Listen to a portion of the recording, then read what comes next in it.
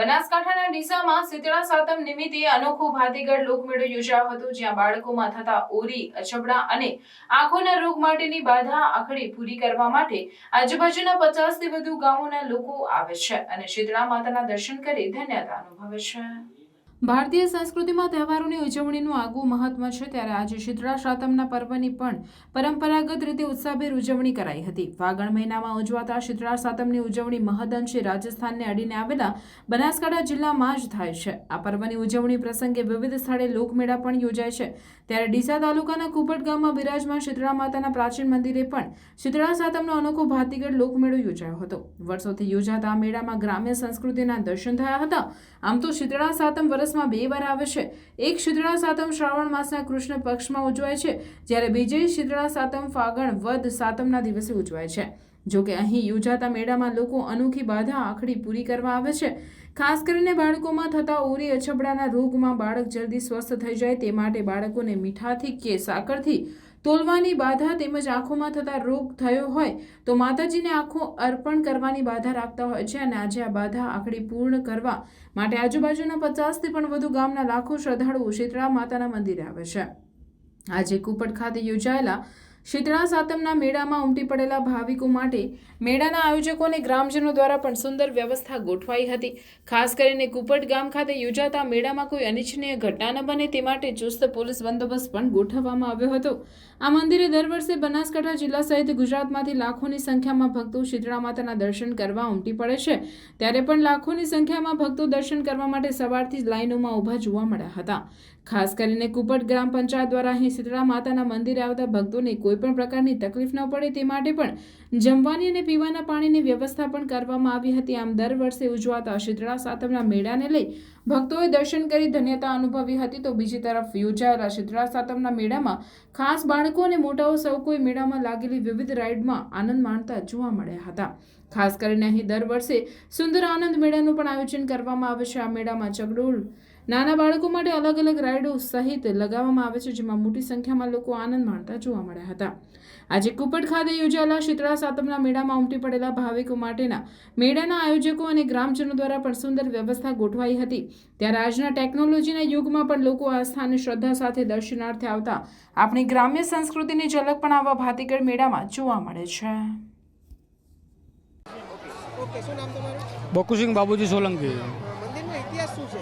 આ મંદિરનો ઇતિહાસ છે કે આ મંદિર મેળો 700 થી 1000 વર્ષ આજુબાજુથી ભરાય છે મેળો, અને આ મેળાનું આયોજન ગામ દ્વારા કરવામાં આવે છે, ગ્રામ પંચાયત દ્વારા કરવામાં આવે છે, મંદિરના જે ટ્રસ્ટીઓ છે એમના દ્વારા કરવામાં આવે છે। બહુ સારી રીતે આયોજન કરવામાં આવે છે। લાખો લોકો અહીંયા દર્શન કરવા મેળાની અંદર આવે છે। હું ભગવતીબેન છું।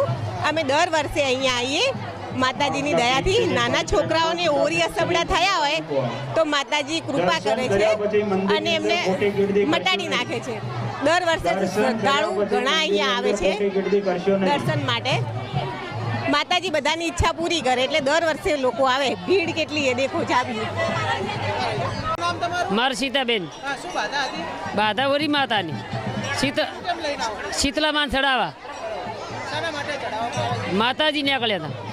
હા, પછી એમને હવાશેર મેઠું અને પાણીનું ઢાઢોળ્યું અને નાળેર અને થાળી સોનડી ફૂલ અગરબત્તી દીવો, બસ આનાથી માતાજી મટી જાય એટલે અમારા છોકરા રમતા થઈ જાય, ને કે માતાજી છે ને સમય જાય તો જતો રહે છોકરું, એટલે અમારે એટલા માટે અમારી માનતા। હા બોલો। આમ તો આ માતાજીની એટલી આસ્થા હોય છે કે કોરોનાનું મહા બીમારી આવી ત્યારે આપણા માતાજી એટલી લોકોએ શ્રદ્ધા રાખી હતી કે અહીંયા કોઈ પણ ગામમાં કે આજુબાજુ ગામમાં કોઈ રોગો થયા નથી, અને અત્યારે લંપી વાયરસ ચાલે છે, પણ તેઓ માતાજીની શ્રદ્ધાથી આ ગામો તેમજ આજુબાજુના ગામો કોઈ એવો પ્રશ્ન બનતો નથી। મંદિરનો ઇતિહાસ એવો છે કે 700 વર્ષ પુરાનું આ મંદિર છે। અહીંયા મંદિર આ આહીરોનું બનાવેલું મંદિર છે, અને પછી ગામના લોકોએ અમને મંદિરને ખૂબ મહત્વ આપે છે અને લોકો આસ્થાથી ખૂબ અહીંયા આવે છે। અહીંયા શીતળા સાતમના મેળામાં બનાસકાંઠા, મહેસાણા, આખું ગુજરાત અને છેક મુંબઈ સુધીની પ્રજા અહીંયા આવે છે। અહીંયા લાખોની સંખ્યામાં લોકો અહીંયા દર્શન કરે છે। મારું નામ ગૌસ્વામી રમેશ વારથી, કુપટના રહેવાસી અને જૂના મંદિર થાપ્યું ત્યારના પૂજારી બરાબર. અને આ ગામનો મેળો પહેલાં માળી લોકો એમ કે ગેર રમતા અને એ લોકો એમ કે આવી અને ગેર રમતા લોકો આજુબાજુથી જોવા આવતા. એના પછી આ મેળો ભરાવા મોડવાની શરૂઆત થઈ. બરાબર. લોકો આજુબાજુ ઘણા માનતાઓ કરવા આવે છે. બરાબર. અને આ મેળાની શરૂઆત તો મંદિર નાનું હતું અને એ વખતને મંદિર મોટું બનાવવું હતું, પણ ગામ લોકોએ સંકલ્પ કર્યો કે આ મંદિર હવે મોટું બનાવવું છે, કઈ રીતે મંદિર તોડવું કે ન તોડવું. તો માતાજીએ એવી કૃપા કરી, રાતે 2 ભાગ થઈ ગયા નાના મંદિરના. પછી આ મોટું મંદિરની સ્થાપના કરી. આ મંદિર બનાવી આજ 50 થી 52 વર્ષ થઈ ગયા. બરાબર. એ સાથે આ મેળો બસ સાતમના દાડે પ્રતિષ્ઠા કરી. ફાગણ સુદ સાતમ, ફાગણ વદ સાતમ તે દિવસથી આ ભાતીગર મેળો ભરાય છે. લોકો આજુબાજુથી બનાસકાંઠા અડધા ગુજરાતમાંથી હવે તો આવે છે. ખાસ બાધા રાખે છે, માનતા થાળી નાળિયેર કરે છે, ખજૂર કરે છે, ગોળ કરે છે. બરાબર. પેંડાની પ્રસાદ કરે છે અને ભોજનની પણ પ્રસાદ કરે છે. સાતમ રાખે છે અને ટાઢા માણસો ટાઢું ખાઈ લે એ દિવસે ગરમ ખાતા નથી. હા, નાના બાળકોને એમને આંખો વાંખો કોઈ ઓછી હોય, નાની હોય, મોટી હોય ને કંઈ એમ કે રોશની આવતી હોય, ના આવતી હોય તો આ માતાજીનો આંખો માને છે તો એમને રોશની પાછી આવી જાય છે. ડૉક્ટર કહે છે રોશની નહીં આવે, તે છતાં રોશની માતાજીની કૃપાથી આવી જાય છે.